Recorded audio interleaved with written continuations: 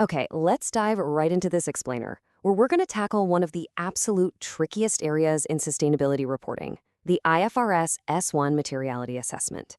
Now, if you're preparing disclosures or advising clients, you already know that simply pointing out a sustainability risk, well, that's really only half the battle.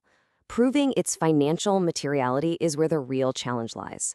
So today, we're going to master exactly how to do this by analyzing the Global Grain Solutions, or GGS, case study from the Summer 2026 Certified Finance and Accounting Professional Exam.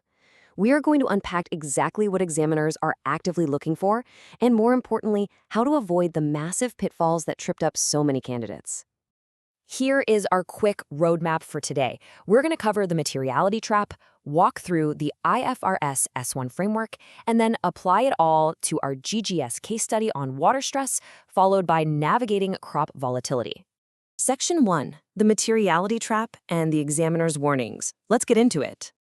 To really understand how to do this right, we first need to look at exactly what went wrong for the vast majority of candidates. When you look at the Summer 2026 examiner's comments for this Question 2 GGS scenario, you see a glaring trend. Most people correctly guessed that the issues were material, but their reasoning completely collapsed under scrutiny. They just didn't show their work in the way the framework demands.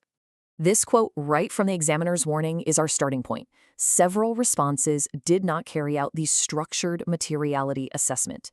You literally cannot just declare something material without proving it. It just doesn't matter if a sustainability risk feels obviously significant to you. If you aren't methodically mapping it against the specific criteria set out by IFRS S1, your disclosure or your exam answer is going to fail. So what was the trap? The crucial point is that candidates fell into this trap of stopping at basic cash flow impacts and completely missing the deeper financial realities. They'd look at revenue losses, sure, but they completely ignored how a crisis actually affects a company's ability to secure loans or how it drives up the cost of equity. On top of that, they drastically oversimplified complex timelines. They were treating these sweeping, multi-cycle risks as if they were just one single event happening somewhere far off in the future. We're going to make absolutely sure you don't make those same mistakes. Moving on to Section 2, the IFRS S1 framework. Think of this as your escape map. Let's look at how this builds into the proper structured methodology. This 5-step framework, this is your mental checklist to ensure you never miss the critical dimensions the examiners want to see. First, what is the risk and how big is it? Second, what is the probability it's actually going to happen? Third, when will it hit? Are we talking short, medium, or long term? Fourth, how exactly does it damage the entity's financial prospects?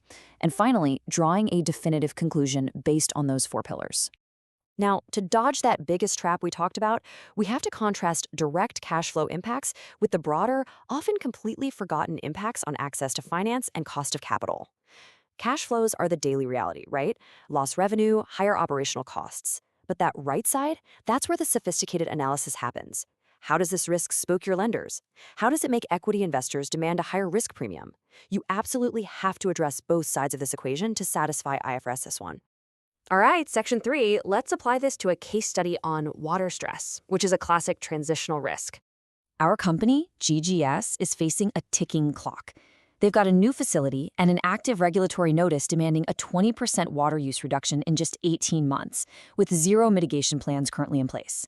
Since water is literally the primary operational input for their crop processing, this is a direct existential threat to their core business operations. And check out that 35% figure. That represents the total annual processing capacity at risk of being completely halted if their permit is suspended. That firmly establishes a very high magnitude. I mean, this isn't some small satellite office. A massive chunk of their entire business model is on the line here.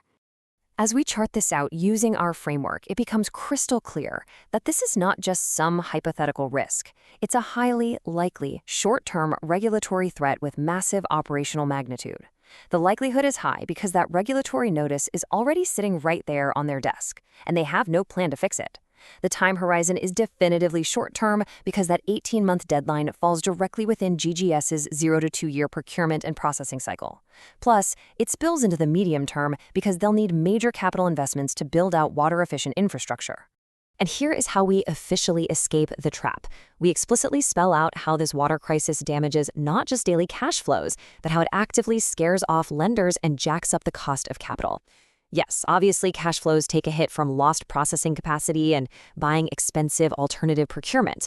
But critically, having an active regulatory breach makes lenders incredibly nervous. They're going to tighten borrowing conditions precisely when GGS needs cash the most to upgrade its infrastructure. Simultaneously, equity investors are going to look at this totally unmanaged environmental risk and demand a much higher rate of return, which drives up the cost of capital. Section 4. Navigating crop volatility. This is a fascinating look at physical climate risk. So, GGS is looking at a massive 15 to 25% long-term drop in crop yields by 2035, driven by pollinator collapse and soil degradation. Now, many candidates saw that year, 2035, and immediately boxed this in as a purely long-term issue. But honestly, that is a fatal oversimplification. Because the pain is actually already here today. GGS just had to pay a staggering 40% spot market price premium because 8% of their crop was unexpectedly destroyed this year. Furthermore, management noted that 3 similar disruption events have occurred over just the last 5 years. So the likelihood is highly probable, and the impact is already hammering their current margins right now. This is the cross-cycle trap in action. This is not just a 2035 problem. It cuts violently across all 3 of GGS's planning cycles simultaneously. In the short term, 0 to 2 years, they're battling spot market premiums and brutal margin squeezes. In the medium term, 3 to 7 years, they have to entirely adapt their procurement and infrastructure to deal with less reliable yields. And in the long term, 8 years and beyond, they face a permanent reduction in sourcing viability. You absolutely must map the risk across all these horizons. Because this risk hits repeatedly across all timeframes, the impact expands way beyond immediate cash flow bleeding. It turns into a systemic erosion of lender trust and a permanent spike in capital costs. Repeated climate-related losses make lenders severely doubt the long-term viability of GGS's sourcing model, which cuts off their access to crucial finance. And investors? Seeing ongoing physical climate disruptions with absolutely no adaptation strategy in place means they will fundamentally downgrade the enterprise's risk profile. The conclusion? It is definitively material, and it absolutely requires robust disclosure. As you prepare your own disclosures or tackle your next exam answer, I want to leave you with this critical question to ensure you never fall into the materiality trap again. Are you capturing the true cost of capital, or are you just looking at today's cash flows? Remember, IFRS S1 requires a multidimensional view. You have to prove the nature, magnitude, likelihood, and time horizon, and you must track the damage all the way through the cash flows, deep into the cost of capital, and straight to the lender's desks. Keep this structured framework in mind, and you'll be well equipped to master any sustainability materiality assessment thrown your way.